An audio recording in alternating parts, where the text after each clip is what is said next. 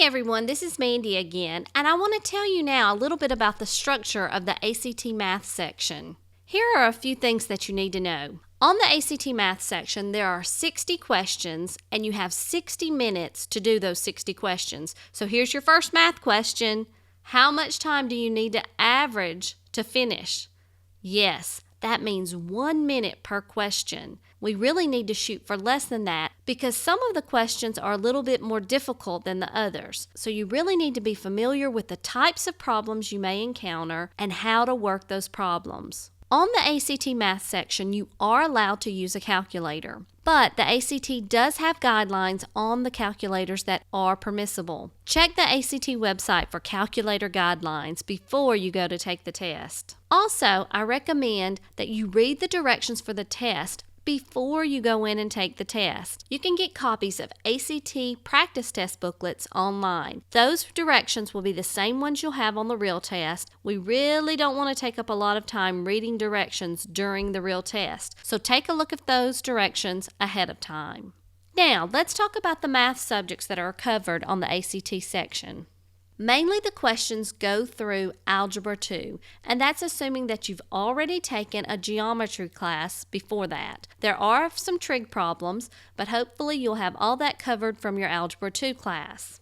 This is how the ACT is usually split up based on subject matter. 20 to 25% of your problems are going to be pre-algebra. 15 to 20% are elementary algebra problems. 15 to 20% are your intermediate algebra problems. 15 to 20% come from coordinate geometry, another 20 to 25% from plane geometry, and then 5 to 10% come from trigonometry. So a lot of times people are like, oh, that math ACT is so difficult, thinking that it's in the higher level math classes. But if you'll notice, you only average about 4 trig problems. A lot of your problems come from your early algebra classes and geometry. So if we'll take a look at all our algebra and geometry problems and then cover the trig that we normally see, you will not be surprised by what you see on the ACT. Now, what about the types of problems? The ACT is multiple choice, and in the math section, you're going to have 5 choices.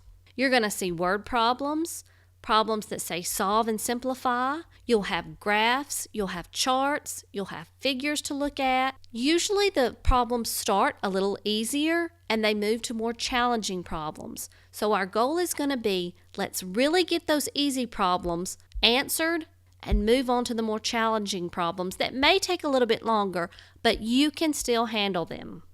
Now, how can you prepare? We're going to look at review problems, and that's what we're doing here in this course.